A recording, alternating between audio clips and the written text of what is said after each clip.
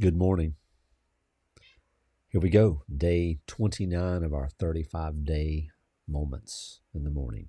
6 of these left, which will end up being into next week. I won't be meeting on Thursday of this week. But today I want to talk about something that I think matters in the long run more than any single conversation we've had in this series. And that is the ongoing practice. I mean, what does this look like after day 35? How do you sustain what's been started?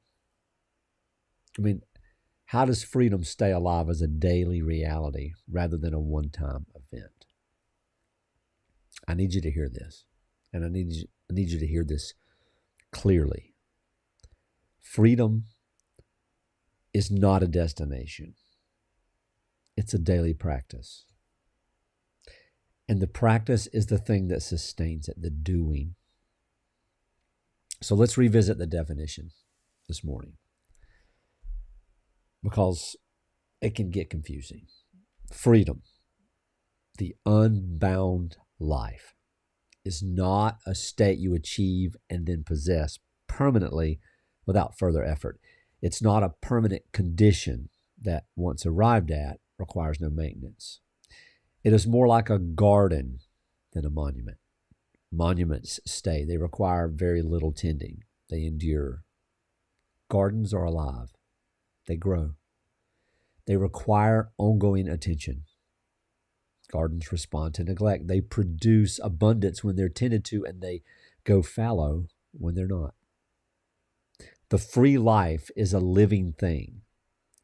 It requires daily tending. I wish I could take an hour this morning and just talk about my last 4 days. It's an incredible thing. And the practice of being free is the tending. And it's good news. It's not bad news, because it means that the work you do tomorrow matters, and the day after, and the day after that, and the day after that. And the practice is never wasted. The tending is never wasted. Every morning you choose the aligned thing over the convenient thing. Every moment you follow the signal rather than the performance. That is compounding. That is producing something, even when you can't see it. What does this practice look like? Let me give you some specific elements of a sustainable practice of freedom. Not a program, a practice. Flexible, personable, and adaptable to your life, but real. The first element is a daily movement of honest internal inventory. Not lengthy, not intensive, just 5 minutes. The question is simply, where am I today? What is the signal saying? What am I honoring or not honoring? Is there some kind of covert or invisible transaction running that needs to be named? See, this doesn't require journaling and a lot of reflection, though these things help. It doesn't require formal meditation, though stillness helps. It just requires the daily, honest check-in with your own inner space. The refusal to let the day begin without a moment of genuine self-encounter. See, the second element then is a practice of noticing, paying attention, noticing the moments when the false self wants to run. Oh my goodness. This is the funnest part. When the old patterns activate and you go, what in the world? I thought I was done with that. You are. It doesn't mean that these things aren't going to show back up. When the invisible contract asserts itself, you notice, not to prevent it. You can't always prevent it, but to see it happening rather than being inside it without knowing. The noticing is the gap between stimulus and response, the moment of genuine choice. And it can be developed every single day. And with practice, the gap gets wider. The noticing comes faster. The capacity for genuine choice in the activated moment increases.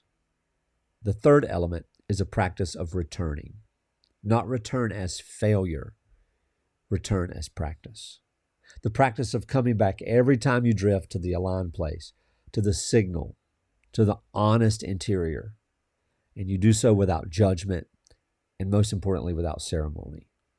Just coming back. Returning is not the exception to the practice. Returning is part of the practice. As a matter of fact, I could say that returning is the practice. This is the misunderstanding that derails most people in this work. They think that the practice is staying and that having to return means they've failed. No, the practice is returning. The practice is the return, and it always has been. So here's what my practice actually looks like. Not the aspirational version, the actual one. Every morning before anything else, before the phone, the news, the logistics of the day, even before the coffee, there's a moment of internal quiet, intentional quiet. Okay, sometimes with coffee, but without agenda. I sit and check in with me. Notice what's present, what I'm carrying, what the signal is saying. Most mornings, nothing dramatic arises. It's a quiet inventory, the normal texture of a day beginning. But the practice itself, the discipline of starting the day with a genuine self-encounter rather than immediately moving into the performance of the day, that is the foundation of everything.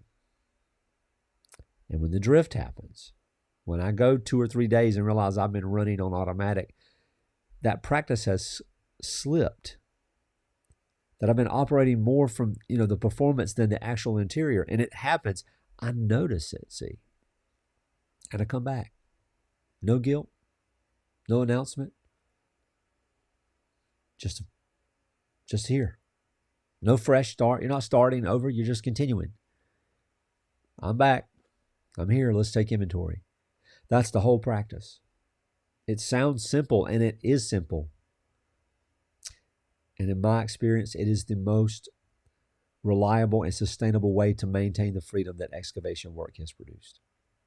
So, the hall moment of ongoing practice is not a single dramatic event. It's the accumulative hall moment, the moment you realize that who you are on an ordinary Tuesday is genuinely different from who you were on an ordinary Tuesday 3 years ago. The honesty is this has become who I am, not the person I'm working on being, the person that I am. The practice has produced a self, not a finished self, an ongoing, alive, authentic self, a real one. And the language that forms in that recognition is the language of stability, of groundedness, of the discovery that freedom is not something you maintain through effort. It is something you have built through consistent practice into the structure and the architecture of who you are. And it holds, even on the hard days, even when the noise is loud and the signal is quiet, the freedom holds. So let me name what I hope you take into the practice after this series ends. The concept of the hall moment, so you can recognize your own when they arrive and know what they are and have the courage to walk through the door. The vocabulary of the pathway, comfortable through calmness, so you can locate yourself on the map and know what the next movement asks. The practice of the inventory, daily, honest, without judgment, so the self does not go unattended. And the testimony, not mine, yours. That evidence that is already accumulating in your own life that freedom is real, that the work produces something, and that the person you are becoming is worth the investment. So you take those 4 things into your practice. Everything else is commentary. Today, I want you to design your practice specifically. When in your day will you have your moment of honest internal inventory? And what will that look like in practice? Sitting still? Taking a walk?